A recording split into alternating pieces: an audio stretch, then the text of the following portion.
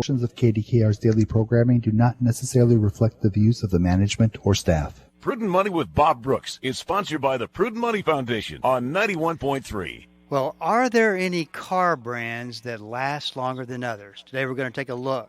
Stay tuned to the special Car Corner edition of Prudent Money.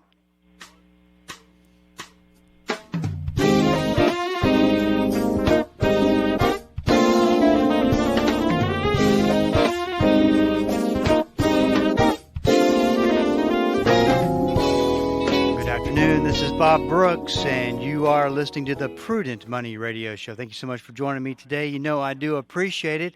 Tony Joe's in the studio, as he is every Friday, to take your Car Corner question. The number to call is 1-877-913-5357, 1-877-913-5357. You can also go to the website at www.prudentmoney.com. Send a question to the Ask Bob section, and I will get you taken care of. That's all at the website, www.prudentmoney.com. 1-877-913-5357. Well, Tony Joe, how's it going? Well, sir, I am absolutely incredibly all right, I guess.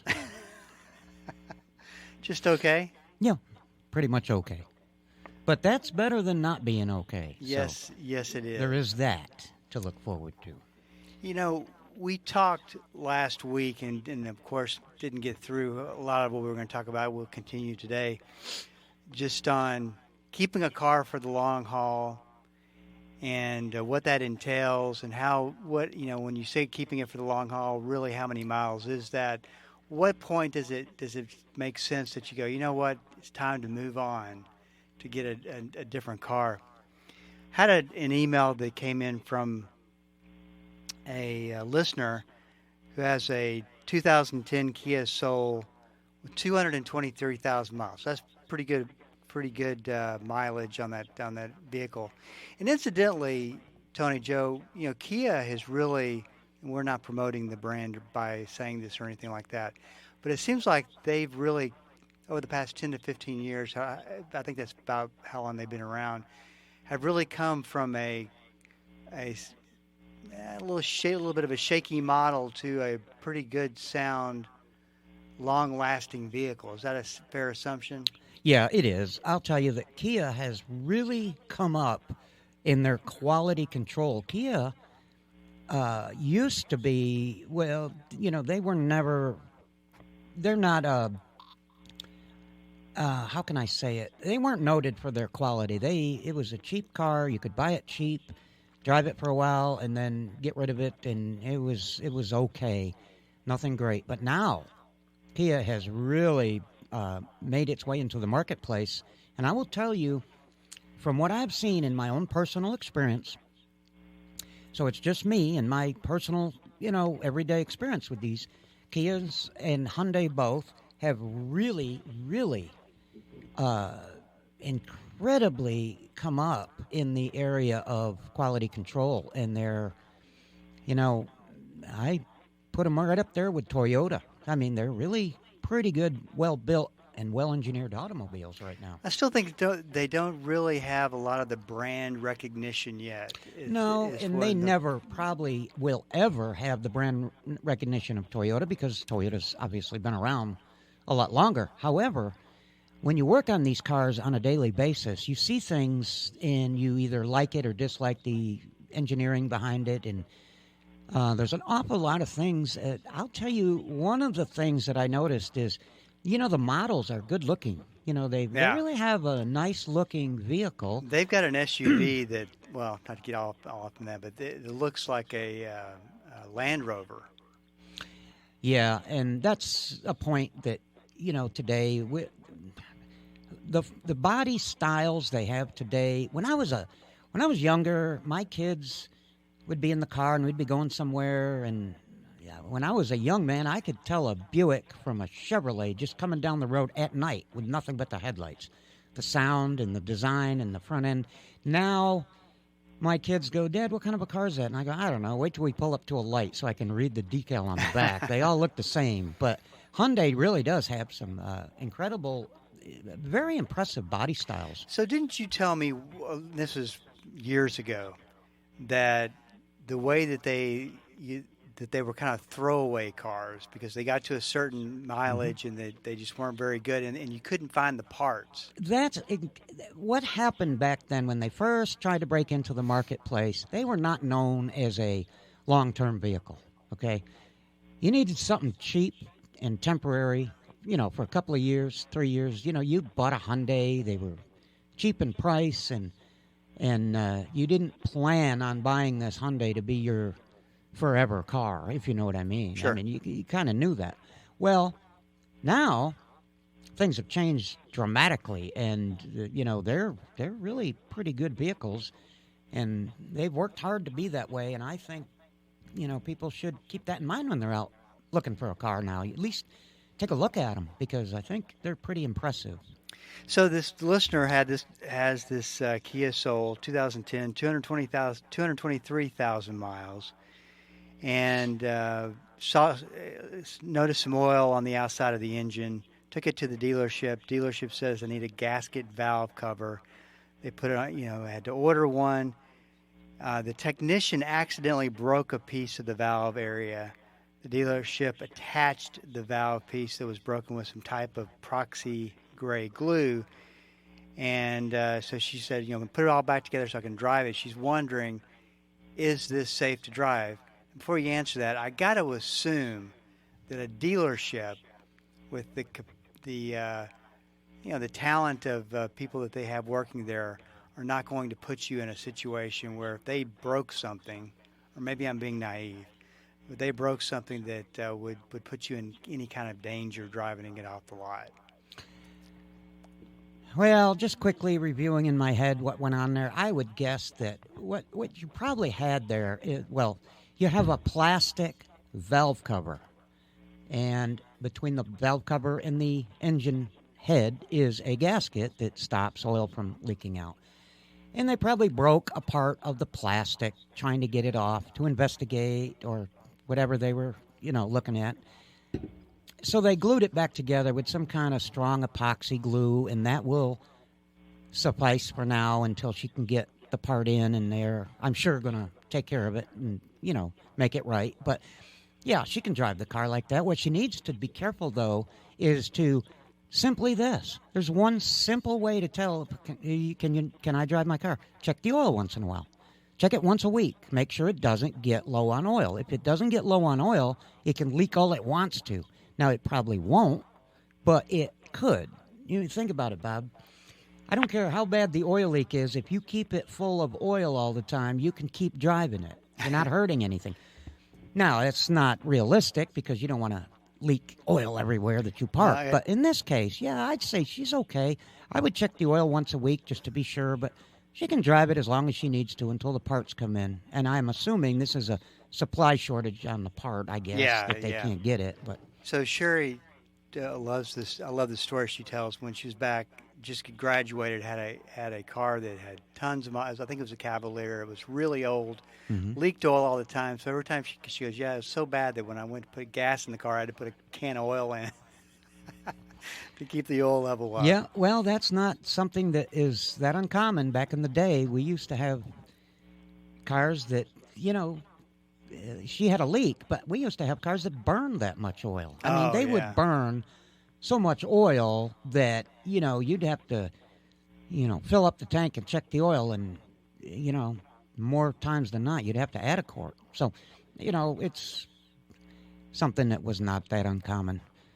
I just think that this email that we got, the listener, sounds like she's concerned, and she doesn't need to be that concerned about it. I would advise her, if she wants to drive the car, just to check the oil once in a while, and she'll be okay to drive it. I mean, if you had some huge oil hemorrhage for some reason, you're going to know it. It'll be stinking and smoking, and you can't help but notice there's really something wrong. That's when you might not want to drive it. But in the meantime, if it runs okay and she doesn't have any big issues with it, then yeah. Let's talk a little bit about, we talked about some of the things we got to. We'll have some more we want to talk about today. But we talked about the things that you want to do along the way to your car to make sure that you get them. If you're one who keeps a car and puts 250, 300,000 miles on it, these are, there's things that you definitely want to do. Mm-hmm. But one of the things that's also equally important is that you don't end up buying a car that is expensive to maintain, and I think that that's something that people don't think about. And but is there really that much difference between a lot of these models, though, as far as maintaining? Because it just to me seems expensive no matter what. It really does, and there's a balance in about everything that exists in life. There's always a balance. I have noticed that the cheaper vehicles, the ones that cost less money to buy and the payment is less, can sometimes have the higher priced parts when you go to replace something. Now, that's not true in every case. On the other hand, on the other side of the spectrum, the general rule of thumb has always been the more expensive high-end cars are going to cost more to keep to maintain. Which is true. Yeah, and that makes sense to me. But I have noticed a flaw in that theory, and that is some of the cheaper vehicles that are lower priced on the market today, when they come in for repairs, I notice the parts are expensive. And I attribute that to maybe the manufacturer making money on the parts because they didn't make as much on the vehicle. Now, that's just me. There's no proof of that, but that's just something to take note of, is look into the maintenance, the average maintenance of the vehicle if you're going to buy one. You can look it up online. You can get forums and things that you can go to, and people will talk about it. And that's just something that you need to know. It's not true in every case, but in a lot of cases I've noticed that. This is Bob Brooks, and you are listening to the special Car Corner edition of Prudent Money. Do you have a line open if you'd like to call in and join the program? 1-877-913-5357. We are up against the break. Stick around. We'll be right back.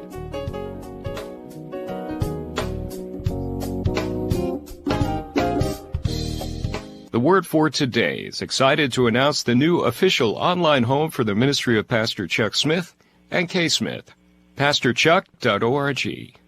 At PastorChuck.org, you'll have instant access to thousands of hours of verse-by-verse teaching by Pastor Chuck Smith from Genesis through Revelation, and full access to special messages on subjects such as prophecy and much, much more.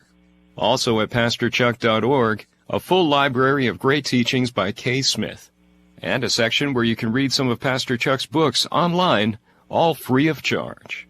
So visit the new official online home of the Word for Today and the ministry of Pastor Chuck and Kay Smith, PastorChuck.org. In 1 Corinthians, Paul reminds us to run the race of life to win the prize. Join me, Dr. Erwin Lutzer, for Running to Win. Be strengthened to finish your race with confidence. Listen daily, 8 a.m. on Bible School Radio 91.3. This is Rob Randall, your host and teacher of the Invisible War radio program. The Invisible War is the study of God's Word on how to walk in Christ's victory and the spiritual battles we face against the powers of darkness. Join me every Sunday morning at 9 right here on KDKR and KYJC in Commerce, your station for life.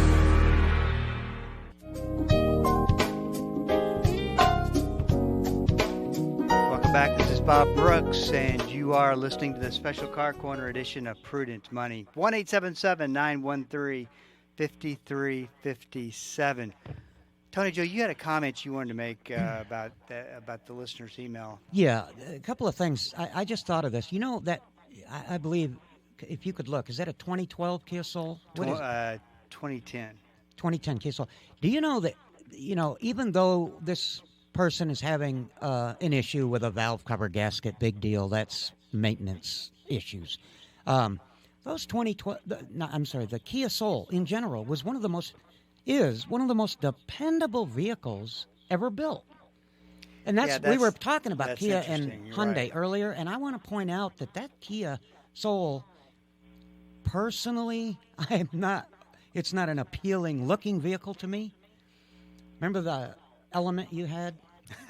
Kind of looks like a box. Well, that's kind of what a Kia Soul looks like. But it's not the most appealing looking vehicle, but dependability rating is tremendous. 1-877-913-5357. Let's talk to Alex from Saginaw. Alex, welcome to the program. What's on your mind today? Hello. Good day, y'all. God bless. God bless you. I'm calling in regards, I tell you what, that Kia Soul, I got one, used to be my daughter's, and it's a great vehicle. It's ugly as sin, but once I started driving it, it's like, wow, this is like a glove. It's really comfortable, and I'm not a huge guy, but it's plenty of room for me, and it's also great on gas mileage. However, it does eat up oil, and I took it to, I had an engine light on. I took it to the dealership, Kia, and they said, oh, you flooded your catalytic converter with oil. And I'm like, what? How did I do that? It's a separate system, isn't it? And they're like, no, that's the way it's designed to dump oil into that. So it does eat up oil, and it surprised me. So now I have to kind of keep an eye on it to make sure it's not eating up too much oil. Well, how many miles do you have on your Kia? This one is 114, almost 115,000. So you're using an excessive amount of oil? Is that what you're? I mean, is that well? Compared to other cars I've owned, and I've owned many different types, but this one I got from my daughter, and it's just kind of weird. Like every 2 months, it's like I have to add oil to it, and there's no leaks at all in my driveway, none. Well, Alex, I would advise this. I'm sorry. Go ahead. Sir. Okay. Oh, no, I was just going to say, they told me apparently this motor does that. And I'm like, well, does that mean I'm going to have to buy a catalytic converter every 3 years or something, or what? But anyways, that was just my 2 cents. Yeah, I don't know that motor is noted for doing that, really. That is not anything I'm aware of, unless I'm lacking in my education of something. You should not have to put a converter on your car because oil has been dumped into it at 100,000 miles. That's not. Yeah, see, that's what I thought. I'd get it. I know you went to the dealership, but I can tell you that dealerships are different from place to place. And I would get another opinion on that and see if they can investigate why is this using so much oil? Because there are other things that can cause oil burning that can be repaired without you seeing anything on the floor. In other words, there's no leak. It's actually burning the oil. And it's going into the exhaust, which goes into the catalytic converter. And when it floods floods the converter, it ruins the converter. So there's a reason that's happening, and I would strongly advise you to investigate the reason for that and maybe repair that, because that is not a normal occurrence that I'm aware of. I think there's something wrong in your particular case. Okay? Got you. And I know that sometimes people, like, let's say I go and order a taco from a restaurant, and they come back with a burrito, and it's like, well, that's a taco to me. And I'm like, no, that's a burrito. So perhaps the guy didn't know what he was talking about at the dealership who told me that, but I thought it was unusual. Yeah, because I'm sure that converter cost you a pretty penny, and that's just not right. 3,000 something. Yeah. 3,000 something. See, that's just not. I think they're trying to push you off, and okay, let's tell him this and get rid of him. I would get another opinion, either from another dealership or another mechanic, or just get another opinion. That just doesn't seem right. And can I also say one thing more before I let you go, Alex? I just want to point out to you that I wanted to say that the soul was ugly as sin, but I have to be diplomatic. So how did I put it, Bob? Not as appealing. That's what I used. Not as appealing. See, I have to be diplomatic. So thanks for chiming in and saying that for me. Hey, I'm honest. Hey, Alex, thank you so much, thank you y'all. for calling in, and God bless. Lord bless you. 1-877-913-5357. You know, Tony Joe, one of the things I wanted to comment on that we talked about earlier is that you're talking about pretty inexpensive cars. And obviously, that's not to be a blanket statement. There can be the exceptions to the rule. Mm-hmm. Very, very, very inexpensive cars are expensive to maintain, just like very expensive cars are expensive to maintain. It's like a spectrum. You go one opposite from the other. Mm-hmm. the question really comes down to, let's put most of your foreign cars into that extreme. Mercedes, Audi, are they really that much more money to maintain, or is it because of the brand? I would have to be honest and say that you're paying for the brand, but along those lines, there are parts. The reason it's more expensive to maintain is because the parts that need to be replaced are more expensive to maintain. And normally those parts are going to come from the dealership. You can't buy a lot of the parts that you need in the secondary market. So, the labor isn't necessarily any worse or better or different. It's the parts that make it so expensive to maintain. And that's what I wanted to point out was that's why it's more expensive. It's because of the parts, mainly. 1-877-913-5357. I do have a line open. Would love to hear from you today if you got a question for Tony Joe. One of the things that we talk about is in the spirit of keeping a car for as long as possible, is that if you're having some major work done to it, that you definitely want to get in there. If you spent the labor of taking an engine apart, that you want to replace as many parts as possible. Give an example of that. Yeah, you want to combine the jobs or combine the operations as much as you can. Just an example. When you're into, let's say, let's take an example of a valve cover gasket. And a valve cover gasket on a V6 engine requires two, one in the front of the engine, one in the rear. And in order to get to the rear valve cover gasket, you have to remove the intake manifold in many cases so that you can access the rear area. Now, when I say combine operations, not everybody's going to do this, but maybe a little bit of looking into things, you can help yourself by combining your own and telling the mechanic this is what you want to do. For instance, when you go through all that labor and all the work to remove the intake manifold, now you have exposed the backside bank of the engine, and you can then change the valve cover gasket. But if the car's nearly due for a tune-up and needs spark plugs, that's the time to do it. You're already there. It's going to take only a few minutes to change the spark plugs while you're already there than to go through all that labor again. So here was the question that I posed at the beginning of the program, and I want to make sure we get to it. Are there car brands that you look at and go, wow, these are built a lot differently. They're put more money into them. They're well priced. They're going to last longer than another car brand? Or are most car brands really pretty much the same? It just comes down to, are you changing the oil? Are you doing the maintenance and that type of thing? I mean, with the way cars are built today. Yep. Is there that much difference? Changing the oil is the most important thing anybody can do to their car. Saving the internal parts of that engine and keeping them well lubricated with clean, fresh oil is the most important thing, and it costs less than filling your car up in some cases. But let me ask you this, though. Is a Toyota is that going to outlast is a Kia every time, or is a Honda going to... Well, not necessarily. That's the basis of where the starting point is. Take care of that engine. Everything else, Bob, it's hard to explain. Everything else is kind of a balance, a give and take. Some cars, a particular job is harder than another brand of car, but you know what? In the end, it all kind of balances out. It's funny.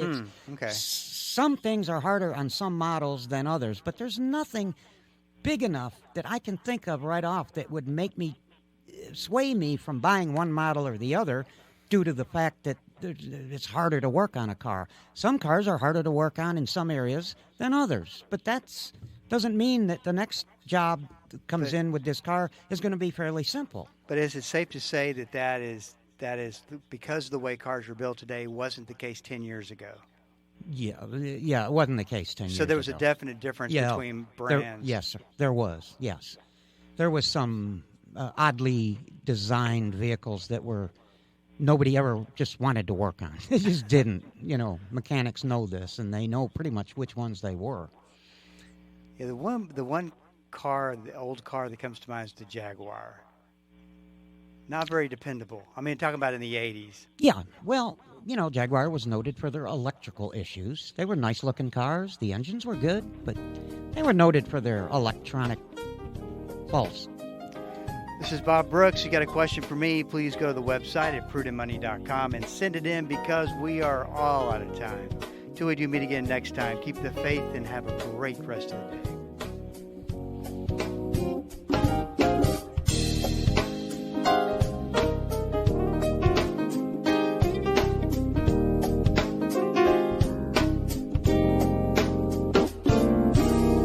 That's all the time we have for today. Questions or comments for Bob, or to find out more great information like what you've just heard, visit www.prudentmoney.com. Be sure to join Bob Brooks again for the next edition of Prudent Money.